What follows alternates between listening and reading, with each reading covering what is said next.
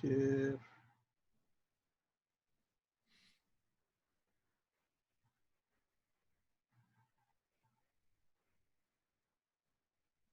It's good? Yeah, you got the full screen thing going on. Awesome. So hello, everyone. Thanks for joining. My name is Sujan Shah, and I have this part-time hobby, and I'm trying to get into the speaking space after my work, and that's called Sujan Speaks. I started in 2019, but I started doing a lot of work on this since last few weeks because it seems like it's a need of time right now. Everybody needs a lot of mindfulness and meditation, and there's so many topics I can talk about, but this is the topic came out with discussion with Krishna and some other folks that we all have judgments, and I do it too. So just because I'm a speaker, don't think that I don't have judgment. There is no such a thing. As human, it comes with thoughts. It comes with constant chatter of mind and a lot of things. The judgment comes with it. So memories, images, and so many different things comes with us. And today we're going to talk about how we can manage or go around it, and what are some of the tools, what things goes into makes us judgmental. So just for the benefit of having a better classification, I have broadly divided into three important classifications, though there are a lot of learning objectives. The first is to understand what are the elements that goes into self-image, right? We create an image based on so many different things, our experience, our background, our conditioning, our growing up from our culture and those things.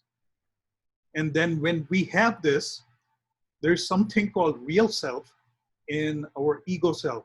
And ego self has two important components. One is a good ego and one is not so much, and how we differentiate it. So in order to understand how we cannot or avoid being judgmental, these are the most important or fundamental things that we need to understand. First, the construction that leads us to being judgmental. So we are going to talk a lot about the elements that those goes into being judgmental. For example, if we have to demolish a building, we would have to know what is the construction, what is it made of. So then only when we understand the material that goes or went into it, we would be able to demolish the building for good reasons. So that's why I chose to introduce first the things goes into it. And then we will talk about origin of judgment. And then when we know all these elements, we'll talk about how we uncondition, unlearn those things to create new reality. Now you might ask why it is important to unlearn. So for first 45 minutes, we're gonna speak about this, and please have your questions at the end of this session and refer it to slides, if you will, so I don't lose the chain of the thought. But we will have a great QA at the end of the discussion. So how unconditioning is helpful and how we can use it for our benefit. Then the last part is when we understand how we uncondition our past and the memories, how we create new reality.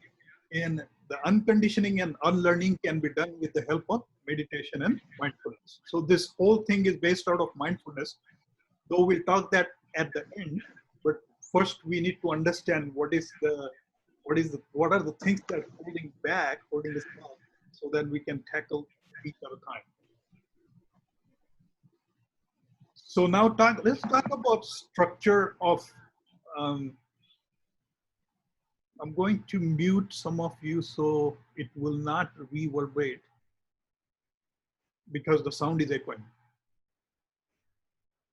So structure of the image. Let's talk about how images are formed, right? To understand that, we have to know what are emotions. So emotions are quick, they're fast. So for example, If you see an accident on the road, it gives an emotion. When there's a contact with the rest of the world, that gives us some emotional feedback, and that comes in our mind. It doesn't have to be accident. It could be pleasant moment. It could be a bad moment. It could be a little bit of uncomfortable moment. So those emotions, they come in our mind. They're very quick. They come fast and they go fast. So when they stay, and when our thoughts attach them and keep with us, that's when they turn into feelings and memories. So why it is important to know emotions and how they're attached with thoughts is because when thoughts are attaching emotions, they are turning and sitting on our brain cells as memories for a long period of time. And that's why it's important that when we have these emotions, and if we can watch them, the act of watching can reduce the energy of emotions, and it can stop it from attaching to the thoughts. I know this is a little difficult to understand, but we have to let go the emotions and not intermingle those with thoughts. So the next point is thoughts. What are thoughts? Same example, when you have accident, first it's your experience. You see that accident, that's your experience. And the knowledge of that experience, these two combine together to create a thought. So when you have experience and knowledge at the situation coming from outside to inside, it's creating thoughts, right? So the emotions and thoughts, when they combine, they create feelings, and feelings stay longer. They're cognitive, they stay longer, and they can create memory, and they can stay longer in our brain cells. So that's how the next is memory. So we all are a bundle of memory. Memory is at the center of psyche. We all have psyche, and it has memory getting from years together. The way you and I look, the way you and I think, it's not just my age, it's even before my birth, which had been loaned to me from this earth.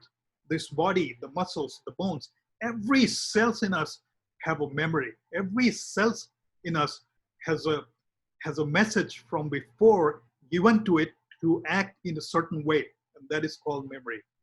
And bunch of memories, they create images, and that is very important. When these things escalate from emotions to thoughts, thoughts to memories, and memories to images, they're stuck for a long time. Unless we're self-aware to break that circle, it will stay in our brain. And I'll tell you why it is important to understand this construction of image later. It will all come back together.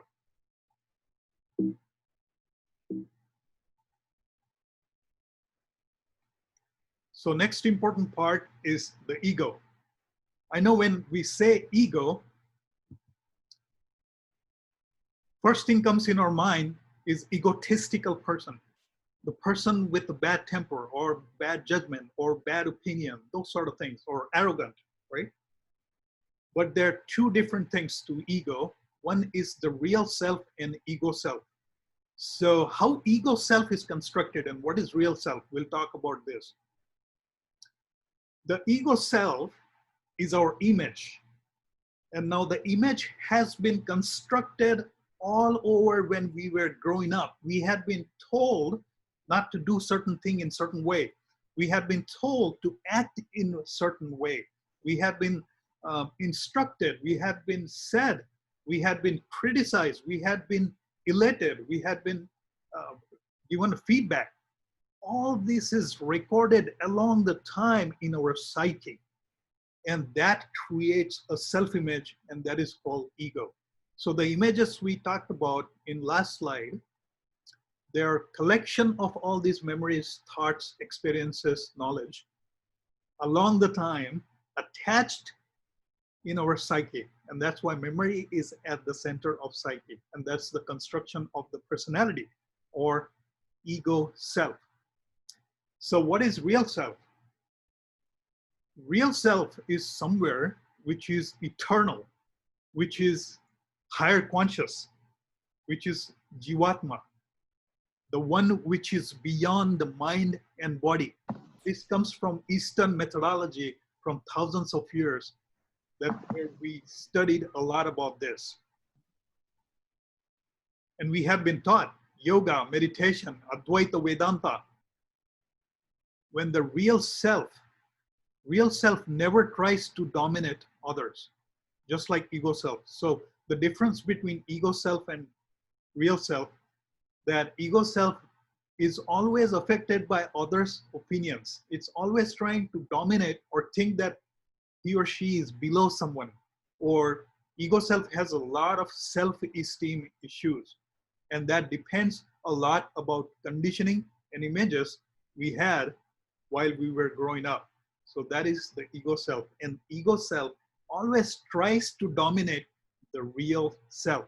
And unless we're self-aware, unless we know it and see it clearly in our mind, it's highly impossible to stop the ego self or to stop not to operate from ego self. So now what is healthy ego? Healthy ego is the one who does not compare anybody else, or who does not feel above somebody or below somebody, or is not very easily affected by somebody's opinion. We all know this. We had been told by our parents or somebody or guru or someone saying, do not be affected or do not be flattered by somebody's feedback. Keep going. Keep doing what you're doing best at. And that's healthy ego. And that is coming from the real self, which does not dominate, which does not tries to control.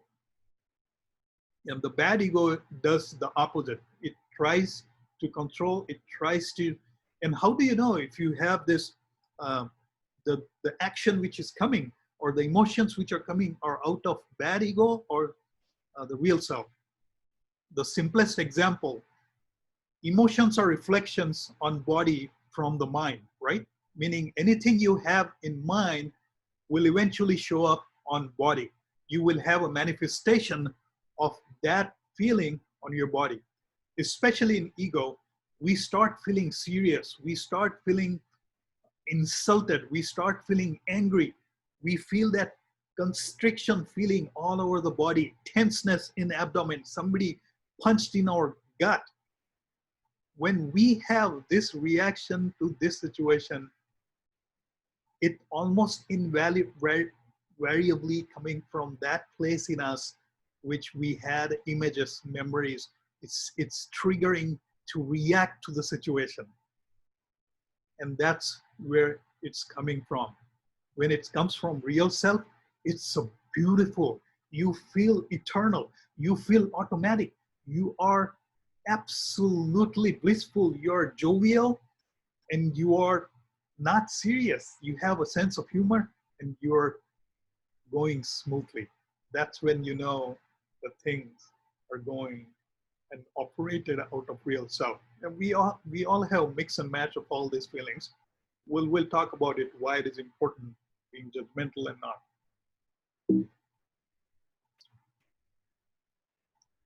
So I found this, Khalil Gibran is my favorite author. He wrote a book, The Prophet, in 1928.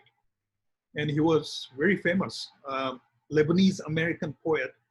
He famously once said, "You may judge others only according to your knowledge of yourself." So when we say something, or when we have a strong opinion of something, when we talk about feedback or some sort of things, it is a reflection of who you are or what do you know so far. And as we all know, nobody has all knowledge. We are all limited. And it's not bad all time. Sometimes it's good. Sometimes it can be not good for you and for others. And that's where we get into judgment, being judgmental or judging somebody quickly. So now let's talk about the origin of the judgment. Now we know where the images come from. Now we know how the ego self is acting up and giving us hard time, and how the emotions are turning into thought, memories, images, and creating the ego self. So that creates the me. When there is an emotion, when there is, for example, I used to have this. When somebody did not invite me by accident or purposefully, I had this feeling, insulted feeling, like, why am I not invited? And that's the me talking. And the me is created by images and the ego and the conditioning that I have since so many years. And that's the place it's coming from. Of course, it's not awesome or cool. Somebody left me out, but then there is another way I could react and respond and let it go for my benefit and move on. So that's when the me, anytime when there is an emotion in our mind, thoughts come. Thoughts is the first sign that we are on a way to attach it to the me. It's a sign of identifying oneself to the external situation, the mind and the body. That's the first sign that we're saying, this is mine, this is me. And that's where we are getting in trouble, to convert that into permanent feelings, memories, images, and that's gets stuck in our mind. And that can act as self-ego or ego self or the conditioned self. So next one is the movement of thoughts and time are based on images and memories. I know this is a little deeper talk, fancy words, but when you have memories or images, they're always created along the time, right? Whatever we have our memory, whenever there was an evolution from amoeba to a complex human being, there is a time. Millions of years happen. You're sure you're muted, right? So I'm gonna mute someone. Okay. So that's how we are created. All the mind, the thoughts, the feeling, they're along the time. So that gives us a wisdom to really think. If along the time, if there is a way we can be self-aware to not to record those incidents so they convert into feelings, memories, and images, finally become our ego self, is there a way? Is there a way we can do it? And yes, there is, but we'll talk about it a little along the line. So now the origin of the judgment. We all have judgments. We all have opinions. This session is not about getting rid of judgments.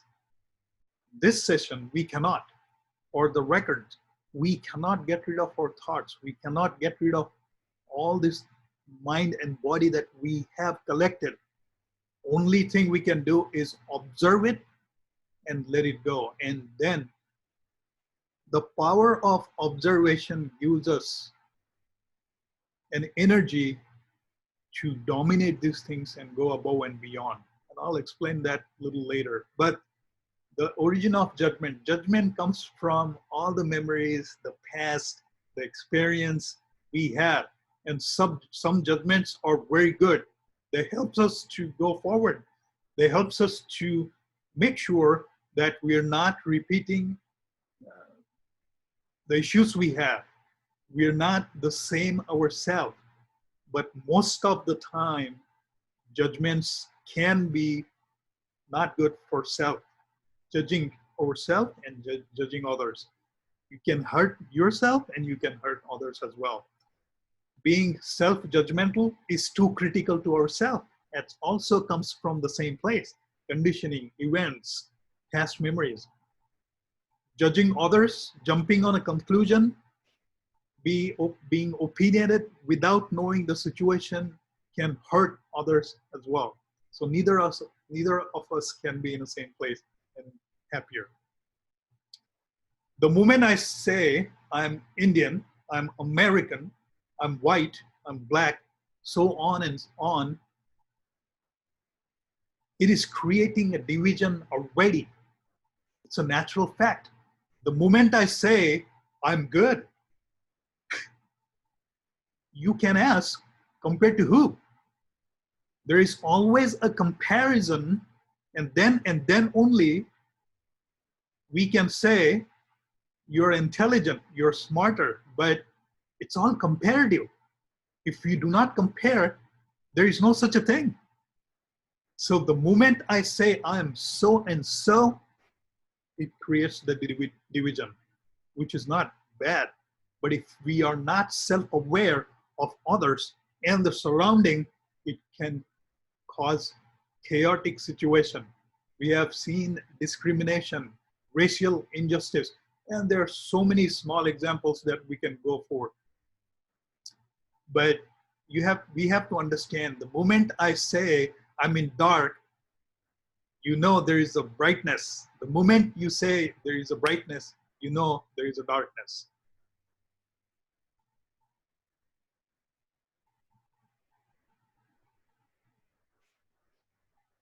So let's talk about the unconditioning.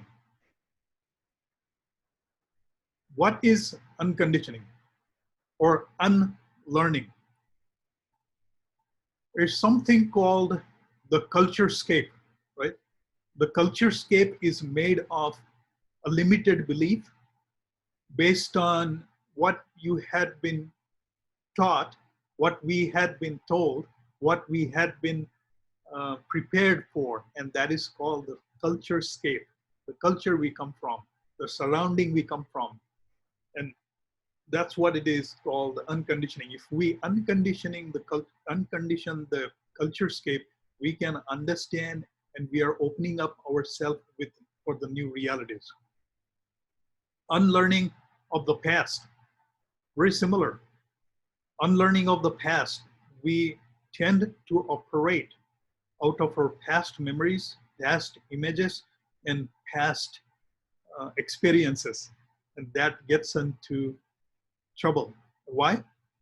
When we're expecting new results with the same actions based on the past memories and images, it's unreasonable to expect that we can have new results, new outcomes. And that's why it's very critical that we understand what is past, being honest with ourselves, cut it out, let it go, and then move forward with new reality. When there are emotions, for example, I'm standing in front of a beautiful car, which I cannot afford, and I feel like, man, I wish I had this car in my life. Now I have two options. One is being self-aware and watch those emotions and let them go, or just stick to those emotions until those emotions are turning into thoughts, and those thoughts are turning into feelings. And that's when I get into trouble. I push myself for the things I'm not ready for. I push for the career or next place I'm not ready for. And that's when I get into trouble. And we can observe emotion and let those emotions go and go to the next level. Now, importance of nothingness.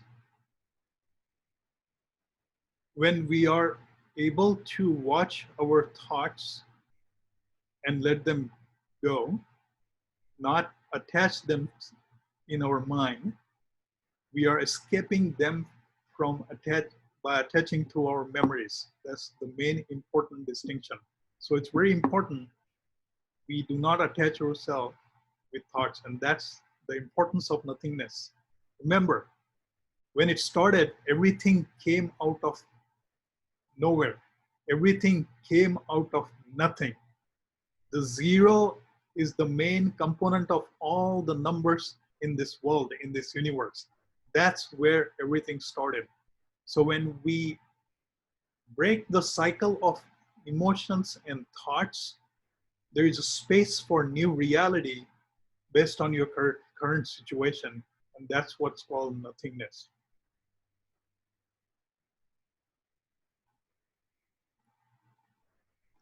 And now the last slide is the mindfulness. the main slide that we have been looking for. So being judgmental is jumping on situations based on our all these images and thoughts without understanding what it is, without knowing the complete situation of the person and your own self or your self situation.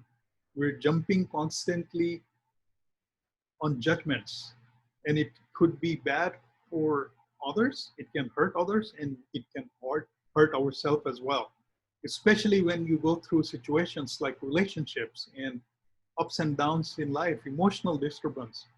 You lose somebody in your life or something happens.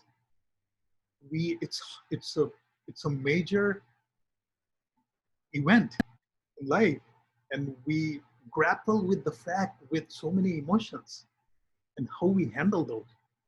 So those can haunt us unless we are self-aware, unless we can meditate and look at those thoughts and let them go and realize how we can do it. Can we intercept the emotions so they don't become images?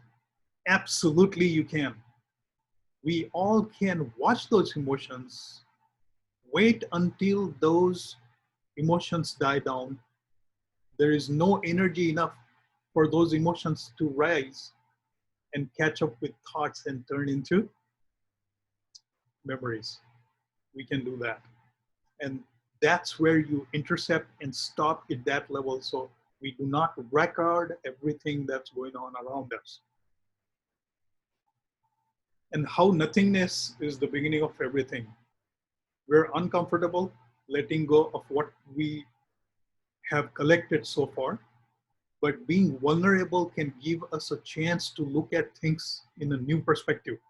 It can help us to be non-judgmental, and that's why it can create amazing reality to move forward with a fresh perspective to create new reality. And that's how the nothingness can help us to identify our new self-image and not being judgmental about ourselves and others. And that's why nothingness is very important. And lastly, meditation. When we meditate, with all these things explained and done, what we do with meditation? With the meditation, we can watch our emotions,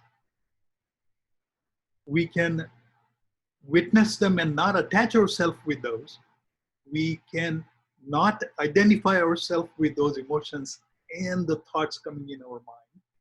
And when we let those thoughts and emotions go, you win, because you did not record all these things that we had been recording the way we had been recording, and you're creating a new plane of memories, the self-image, self-fresh start from which you can operate and being not judgmental, and it will help us to move to new direction.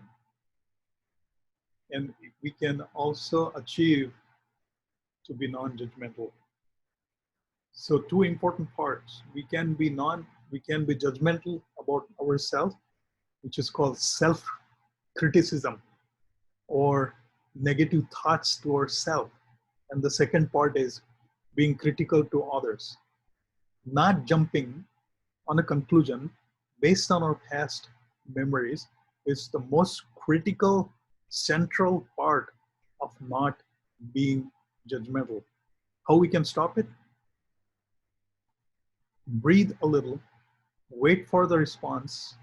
I know it's tough because these memories and this ego self is rushing us all the time. Tell them, stop it for a little bit. And you can achieve this with the help of meditation. And when we do, you will be able to see your old self and your new self. And you will let go of the ego self, creating nothingness, which gives rise to everything new. I know this is very deep, but if it is not deep, it may not help. Just telling things superficially is not my way of explaining things. Going at the bottom of the emotions and thoughts we go through. It's very important to understand those and digest it when we meditate. And then it might slowly help us to create our new reality. Thank you so much for listening. I know this is a lot to take in a very small amount of time, but like I promised, this is a discussion, and my thoughts are completely shared now, and I open up for question and answers. So let's discuss.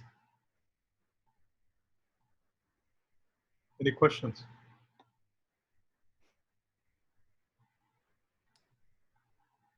Sujan, I have a couple of questions, but I just want to make sure that if anybody else has a question, maybe they can go first. But I had a couple of Sure, go ahead. questions.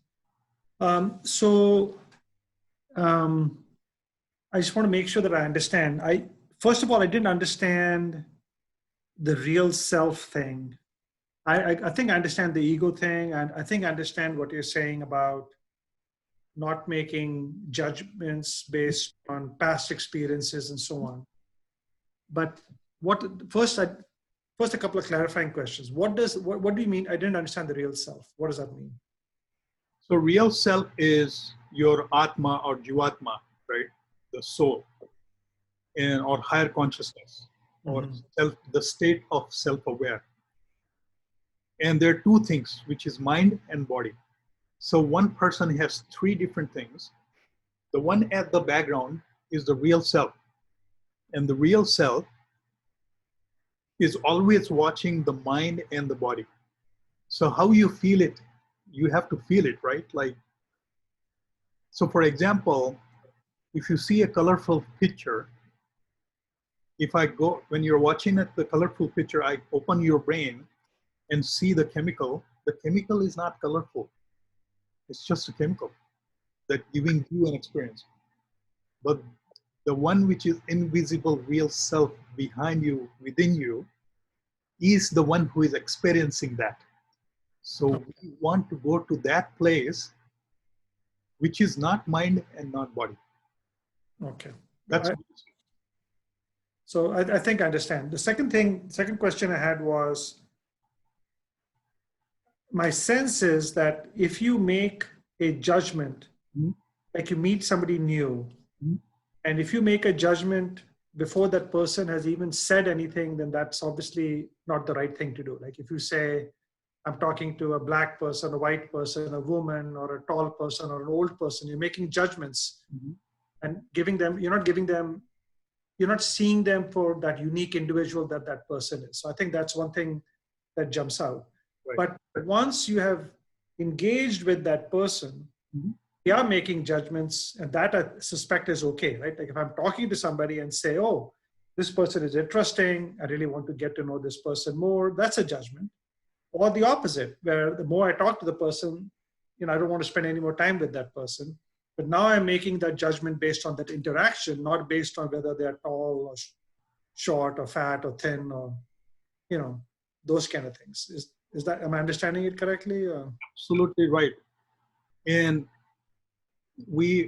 at the end of the day, if you have a lot of options, or say a few options, and you want to choose and pick to do anything, right? At work, outside, or friend circle, or dating, or marriage, anything, relationship. If I am meeting a girl, I have to look at her just a human being like me.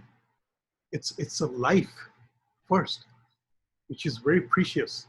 When I appreciate that fact that she is just like me, or if I go to a friend and start thinking that that person is just a human being like me, because all the memories, thoughts, images we have, that person has it too. And that's going to display in front of us. So without judging that display, which comes first, let's go to the root of the origin of that person, that everybody is human. And when we separate those things and see who the real person is, and wait until our judgment to pass to that moment, and it takes a little patience, of course, I think we stand a chance to really know who that person is. You know, there's so many beautiful documentaries, being skinny, being fat, being this, being that. Just like you said, beautiful question. Why, being somebody's Indian, European, or South African, if we wait a little further and resist our temptation, which is pushing us from behind, right? That's not our fault either. But when we're not self-aware of this going out and then exposing to others before we open with words, can we stop there and watch a little further beyond that? So for example, I'll give you an example. The moment I say, I'm I'm smart, I'm so handsome, blah, blah, blah. And man, I want this in my girl. I think we lose the power of who we are, and we lose the power or the opportunity to meet somebody that you never thought you would meet somebody like that. And that's called nothingness. Nothingness is empty, a pot or something where we do not have any expectations. We're not opinionated, but we're meeting that person with a beautiful new possibility, which we never thought. All I know, in medicine, when I went to homeopathic school back in India, my medicine professor used to say, your eyes will not see your mind that the mind doesn't know. So if my mind doesn't know something, my eyes will never see it. For that one simple sentence, if we give that chance to that person in any relationship, wow, can you imagine what this world would be? I seem very dreamy and ideal, like ideal world, but I have experienced this. I have made friends who have something so beautiful beyond their physical boundaries, their looks, their anything. Who am I to judge anyways, right? That's the judgment. I hope I explained you a little bit. No, thank you. Thank you. Any other question? I see Tom. Hey, Tom, you're late. Hi. I have a question. Sure. See, for example, let's say some people, when they say something, they do the thing. They say that I will come and meet you tomorrow. They will make it. They keep up their word. If you watch them like at 10 times, out of 10 times, they may do it out 8 times correctly. Okay, we think that that guy keep up his word. On the other hand, some people say lot of words. I'll do this. I'll do that. I'll do this thing. They won't do even one thing at all. Okay, so we have to think the person A is like a man of words. Mm-hmm. The person B is boondoggle person. Okay, that we cannot avoid it. That kind of a judgment. How can you explain that? That's a very good question, Tom. Look, at the end of the day, like I explained, you got to be spontaneous, right? Your spontaneous self, right? And the moments I say something about myself or others, it starts creating division. Number one, division is okay because we're different. 7.3 billion people cannot be same. It's the fact, it's a science, which is beautiful. Somebody looks brown, somebody looks white, somebody is with any other color. It's awesome. That makes us human. But the moment we say somebody is this, what I'm afraid of though, instead of saying that person is without that, me personally, my personal choice would be to say, man, I don't know what's going on in his or her life or her life. You know, without seeing clear picture, like I said, everybody has images, memories, past. and the present. They're going through so many situations. And if that person had not kept his or her word, I think it's a tip for me is to say, just the situation, not the person, and say, maybe this is not the right time. Maybe some other time. Or maybe this is not meant to be. Or maybe say, I have no idea what is the complete picture. It's impossible to say and finalize. But even before you go to that place, this is where, if I were you, this is where I would end and say, it's all right. If that's not working out, if that person is not doing that, I'm glad now I know I'm going to move on and create my new self, new reality. Remember, what we are is the only place we can understand and explore. What about others? It's impossible to say it until we know what's going on, right? If somebody says something and says, Sujan, the whole presentation is crappy, I would say, that's your beautiful opinion. Thank you. I cannot mess up my passion to help people. I cannot stop saying this and that. So what I'll do is I'll end the situation saying the situation is not right. The person may not be ready. The person has a lot of things going on, or the person has a lot of story that I don't understand. I think this proposition is much better and less hurting to yourself personally and less hurting to the other. Did I answer right? Do you like the answer? The example you gave me and the example I'm giving is a bit different. Yeah. Say somebody comes and tell you your presentation is crappy. Okay, you have a chance to negotiate. Please tell me which part you find it crappy. Right. I want to improve upon it. Okay, right. You can take that kind of a path. Okay, or you can take the path you said. Somebody is in a different mood or whatever. That's another path. Both paths are. Depends upon the person, they can take either one of the path. Okay. Right. Okay. The one I am giving you the example is somebody who does not able to keep up the word, they should keep quiet. Something may be going on in their life. Okay.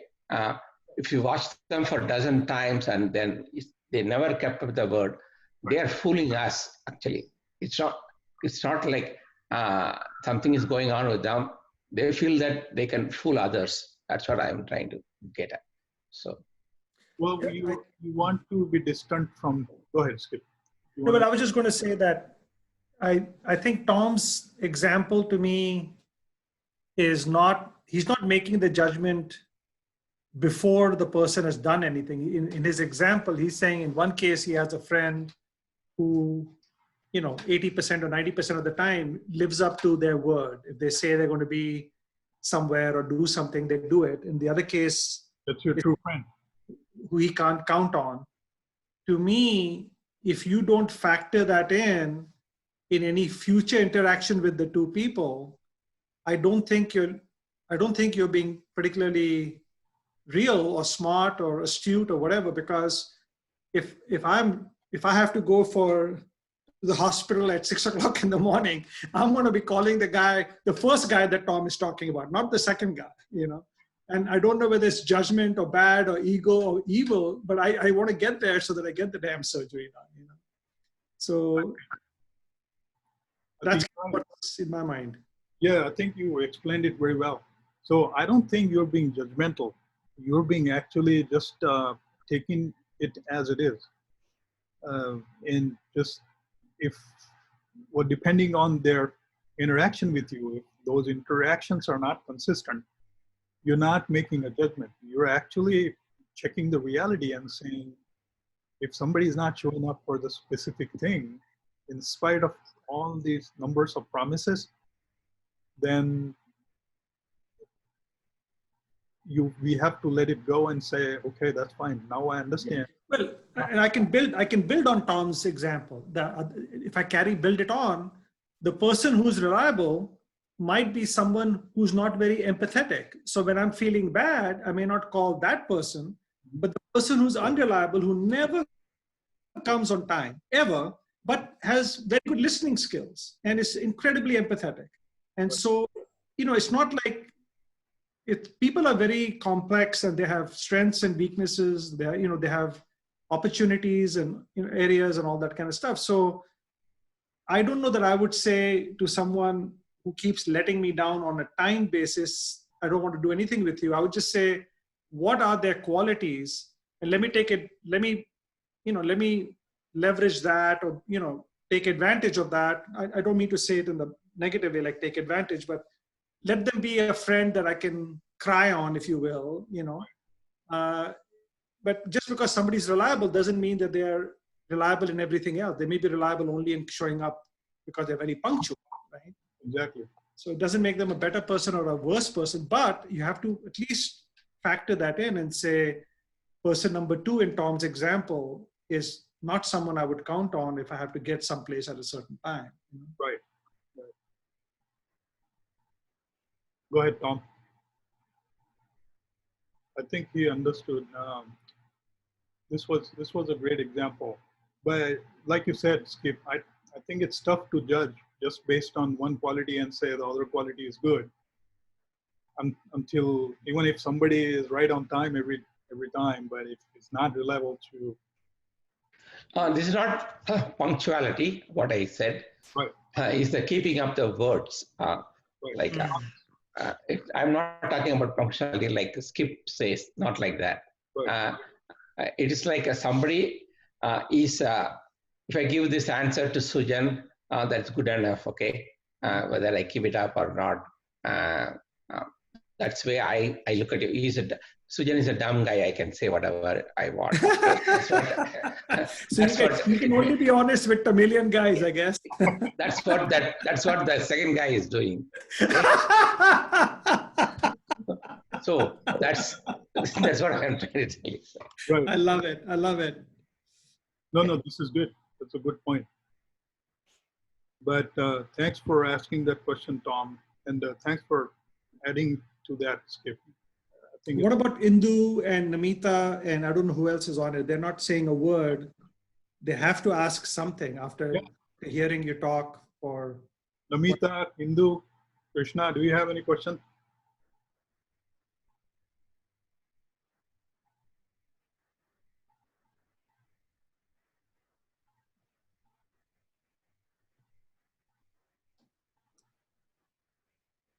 I'm going to make a judgment and say, I think Namita is watching a movie. That's possible. Krishna?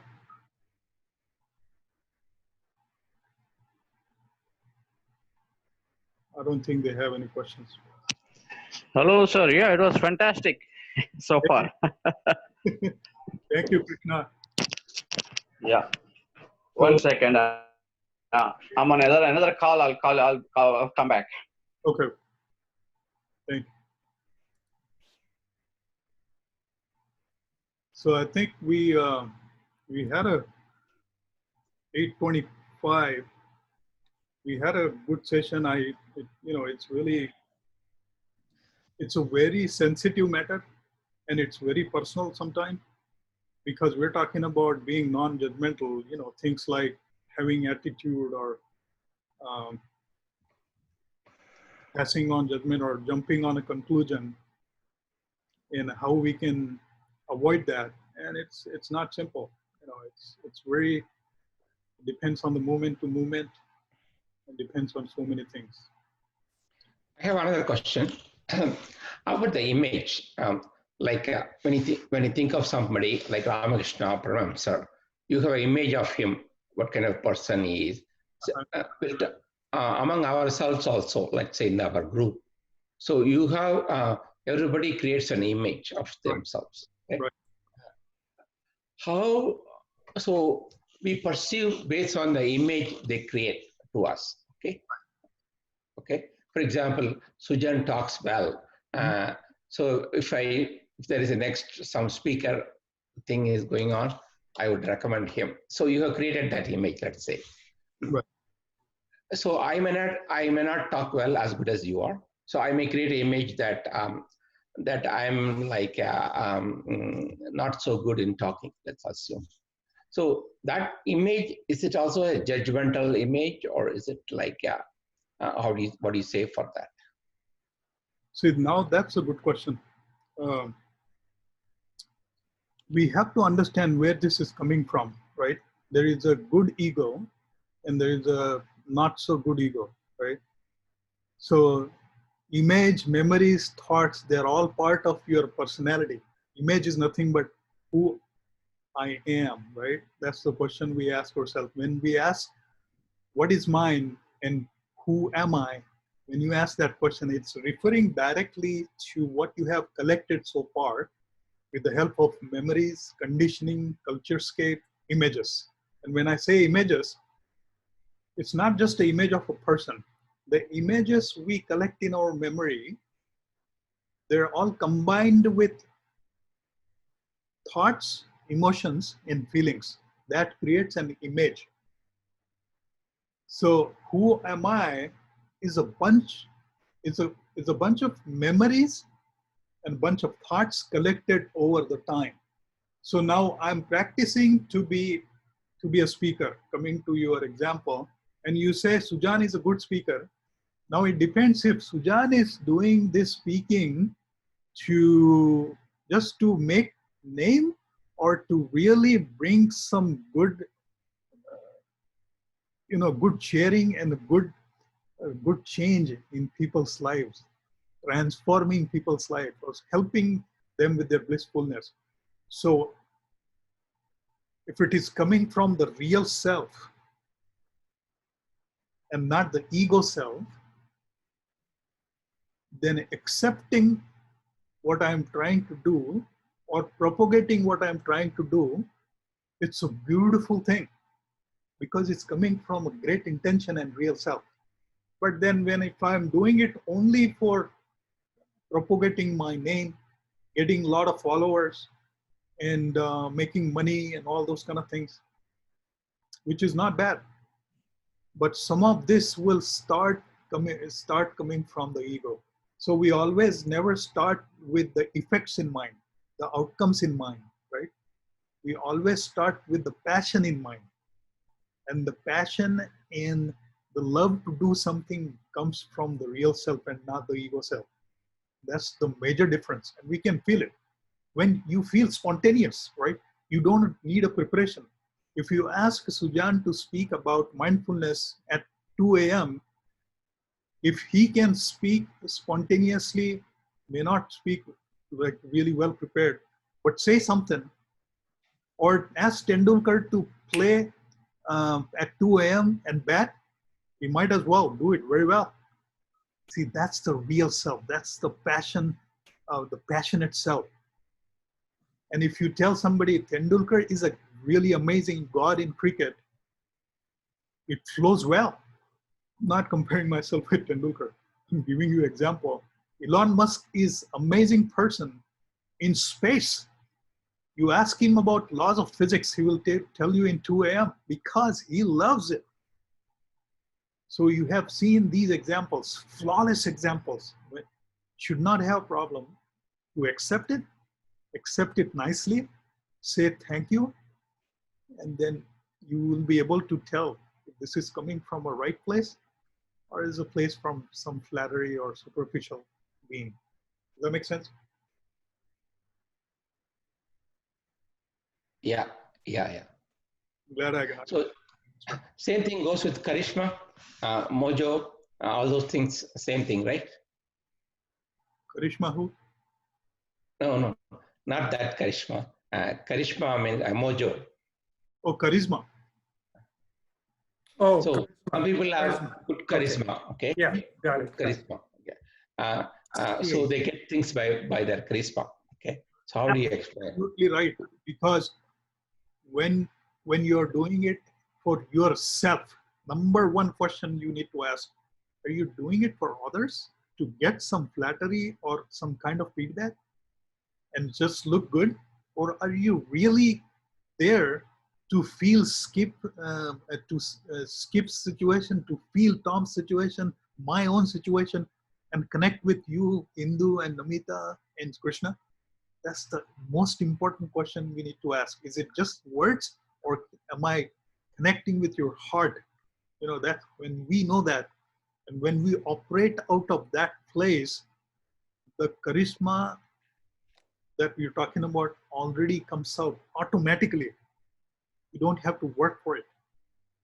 You do not even worry about it. It will automatically, your presence will itself will make a big difference without saying a single word, because you are enjoying it so much. Man, you're into it so much.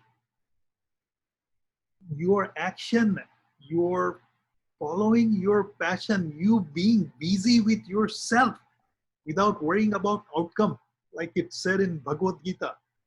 When you are so busy without expecting fruits or outcomes in yourself, it becomes so transparent that it is coming from real self. Skip, this is coming from real self. You feel automatic. You feel spontaneous, right? Michael Phelps, you ask him to dive in water, he will dive and swim within whatever minutes he did that.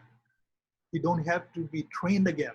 You know, this is called passion. We live on the deepest love for something we have.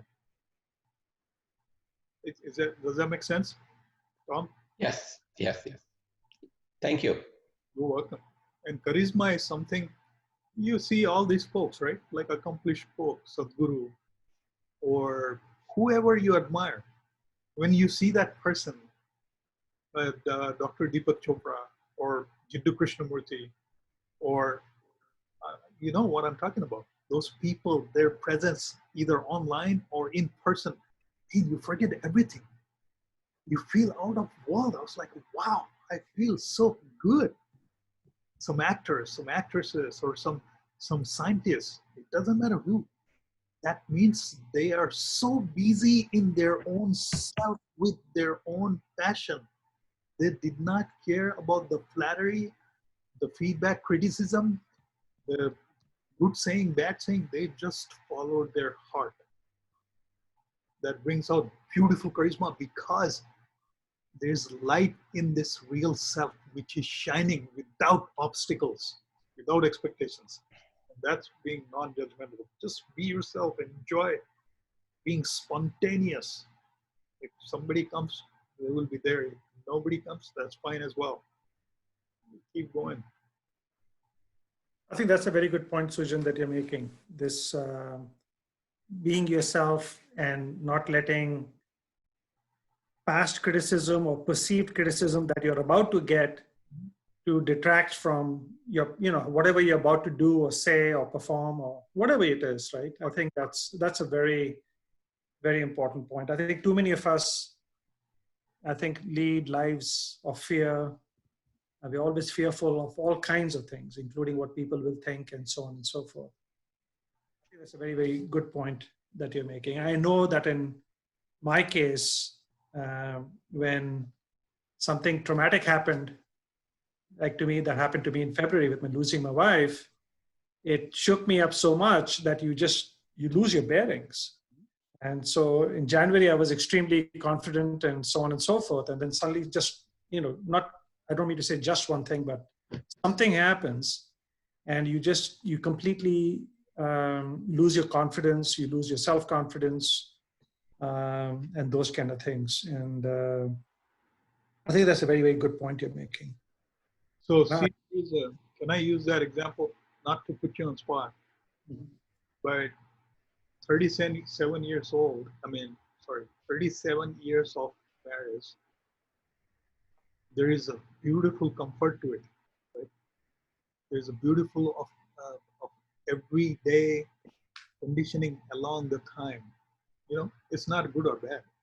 It was, right? For so long time, now that is stuck in your memory, so it's ingrained, right? Now it's past, right? For and it has gone. And now the fear of unknown kicks in. Right? For 37 years, it's not a small amount. Even for 3 years, we feel lost. So coming to that example, when we have coming out of it will be nothingness. You will feel like there is nothingness in this world. But Skip, that's where the wisdom is. To feel again like yourself, to feel like there is a hope, to feel that yes, now I have to unlearn all these beautiful memories and then create new ones. And until we empty these, not to forget, of course, they're going to be with you. But until we go past these, there is no space for new memories. Mm-hmm. That's the entire presentation is about. See, it's a good case of how to let go those memories now, and it's time now. And every second, I tell you what, not just you, me, everyone who is divorced or gone through some situation, we are struggling with every second with this decision to make. We're telling our every self every day that we have to create new memories. Mm-hmm. We have to create space for new memories. Number one step, right? Mm-hmm. That can be done with meditation. Two, when we create that beautiful space for something new, which is completely void. And I'll tell you what, the next step you're going to feel is, oh my God, this is scary. You will feel vulnerable. Just watch it. Do not attach yourself. Say that this is normal. This is how I'm going to feel until I make the void for new memories. And then when you get into new memories, you will move along. Does that make sense? I know to the extent they're done, but I'm paving you a path of how it might look like moving forward. I have been doing this for the last 5 years since my divorce. Not easy, but it's possible. Yeah. No, I mean, it definitely is possible, 100%. It's the challenge is that, you know, your mind and your heart are feeling two very different things. The mind is wanting to move on and stabilize and so on. And your heart is just not willing to let go. It's not reaching. Your mind knows that you have to be grateful for what you had. Like, I need to be grateful for the 37 years. Not, it was Beautiful. a lot of people get. And I was really happy. I really adored her and so on. But so I know that that's the logical thing, but I don't feel it. I'm not there yet. I don't want to fight it. And I mean, I don't want to fight my feelings because then that'll cause other. So again, it's one day at a time, I guess, you know, that kind of a thing. No, I wouldn't fight anything. Your memories and the beautiful memories you have in the 37 years, if you fight more, they're going to stick with you more, longer. When you watch it, when you observe it, and then you get the strength to go above and beyond. That's our goal, finally. To go above and beyond and create new. The strength of observation. Jiddu Krishnamurti is a big proponent of this. When you observe things as it is, like out of body experiment, then you can go above and beyond and create new reality. And that feels like nothingness. So fighting is not an option because when you throw a stone in a river, it will create waves. And if we try to stop those waves, your action will create more waves, right? Yeah. Exactly same thing happens with everything with mind and body, emotion. When we try to put a finger in it, it will create cascading effect. Well, I think we had a great discussion. Yeah, thank you. Thank you for preparing it. Thank you for hosting it. I appreciate it. No, thanks for your time. It's very valuable. I appreciate that. I hope something good will come out of this in all of our lives. That's my sincere agenda here. anything else. Thanks for being with us here. Thanks, Namita. Thanks, Tom. And of course, Yeah, thanks, Steve. yeah, it was very good, Sujan, as usual. Thank you, man. I appreciate it. Hope you all have a good night. Stay safe. Good night, guys. Okay. I have a question, Skip. Yeah. I want to, I'll